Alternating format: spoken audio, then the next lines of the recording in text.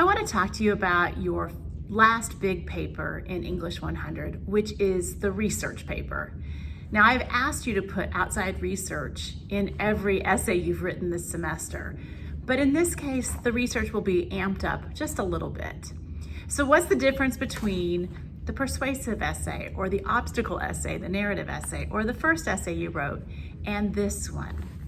Well, I found a great definition from Sierra College, and I actually have linked this article for you as well in the introduction to this module if you want to read the whole thing.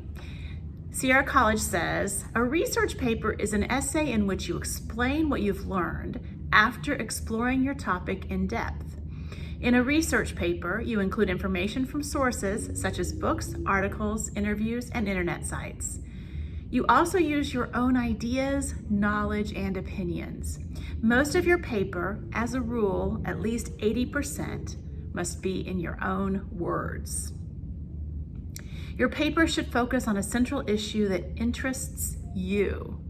Limit your topic so you can cover it in a paper of the assigned length.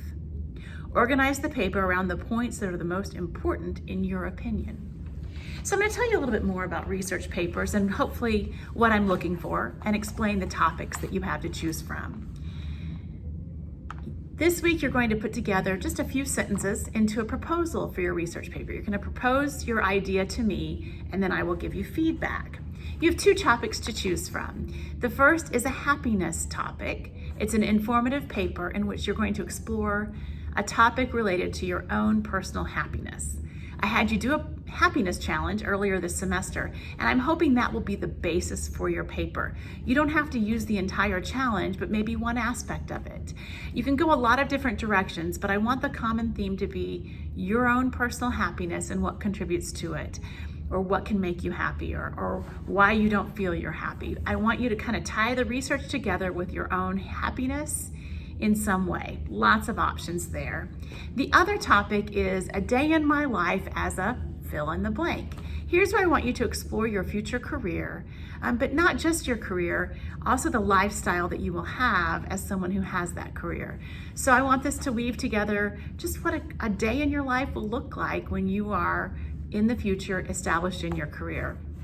That means you'll do research on the career, how much you can make in that career field, the job outlook, where you might work, your job duties and responsibilities, but also where you'll be living, what your family will look like, what your personal life will look like, the hobbies and travel and things you hope you have as part of your future life. So I really want it to be a complete picture.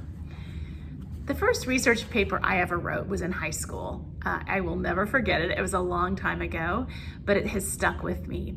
I wrote about the Salem witch trials. We had read The Scarlet Letter in my English class, and I was really intrigued by what had happened in Salem. And I followed the directions my teacher gave me step by step. I collected sources. Now, there was no internet then, so it was all library type research. And so I collected sources, I collected quotes and paraphrases. I had 2 stacks of index cards. The first one was all the quotes and paraphrases I wanted to use in my paper, and the second was each source I was going to use on its own index card. And I kept those in little rubber banded sets everywhere I went and added to them. Computers and the internet have made research a lot simpler than that. I can't tell you how many hours I spent in college, in high school, and even in my graduate work in the basement of libraries going through microfilm or microfiche. It was a thing. And to pay for copies from those, they were like little film strips of magazines and newspapers, and you had to feed them through this machine, and to make a copy it was 25 cents a piece, which was a lot of money then. So internet has made researching a lot easier. But when I look back at that Salem witch paper that I wrote, Salem witch trial paper that I wrote, I realized what I did wrong. It was mostly just my quotes and paraphrases kind of cobbled together. We now call that, or I call it, I've seen it called a patchwork quilt research paper, where it's a lot of other people's ideas and not much of my own. That's not the right way to write a research paper. It was my first effort. I was learning, and I certainly improved over time. But I don't want you to do a patchwork quilt research paper. I want your own ideas to be the star of this paper.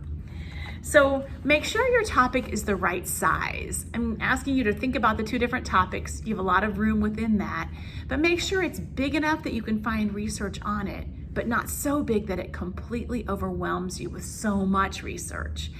If you find your topic is too big and you are overwhelmed, think about the subcategories that fit beneath it. Maybe just focus in on one of those.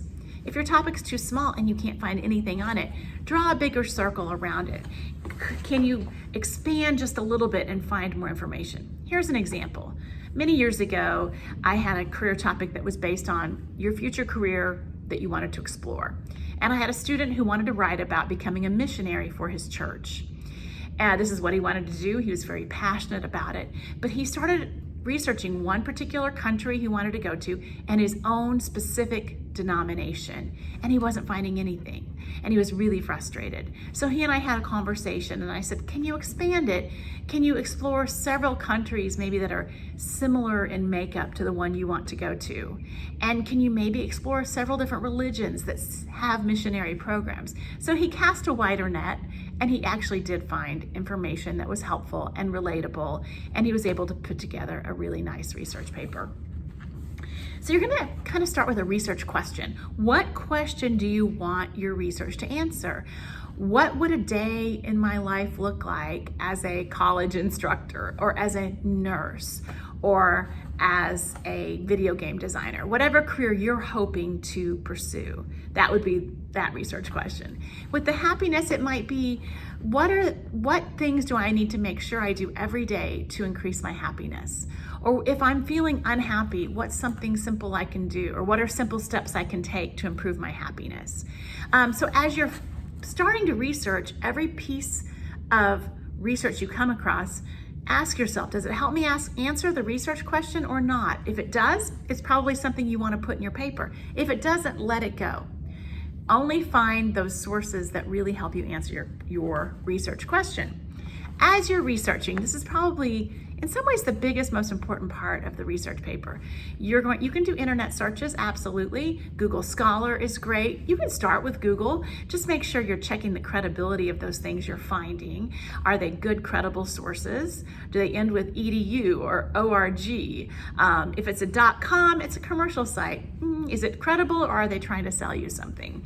The OTC library has amazing resources through the website and in person if you have a chance to go to the OTC library. EBSCO, the databases they have, the book searches, lots of great opportunities there. You can also conduct a personal interview. So you can interview someone if you know someone in the field you're interested in, or someone who knows about happiness.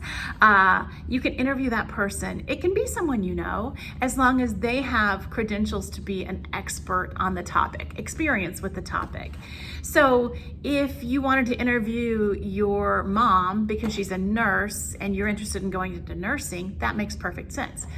If you want to interview your mom because she loves you and she can talk to you about happiness, I don't know, that might be a little dicey. I don't know. Yes, she's an expert in you, but kind of think through that if you're using people that you know. You can also just call people and ask, do you have 15 minutes for a personal interview?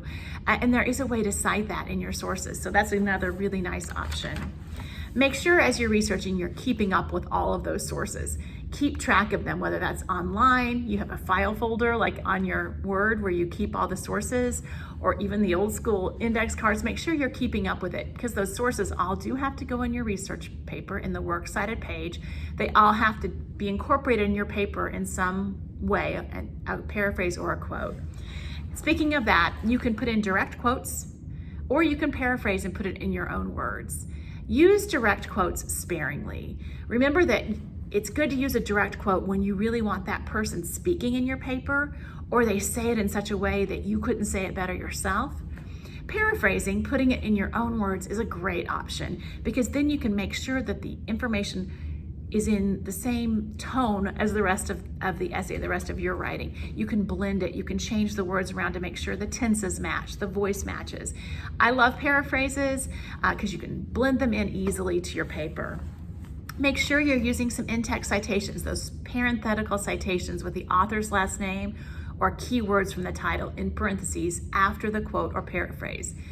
It's I don't always want you to start out by saying, according to, Martha Kreis, English teacher at OTC, or according to Jancy Dunn, writer for the New York Times. Try to use those in-text, end of quote, end of paraphrase citations as well. I know that writing a paper of 4 to 6 pages can be kind of overwhelming. I know that requiring you to get a few more sources can feel overwhelming. Please don't feel overwhelmed though. We're gonna take this in steps. I'm gonna give you small chunks along the way before you turn in your final paper. I'll give you feedback along the way, and then you will have the chance to revise your final paper at the end, should you want to. Good luck. I can't wait to read your research proposals.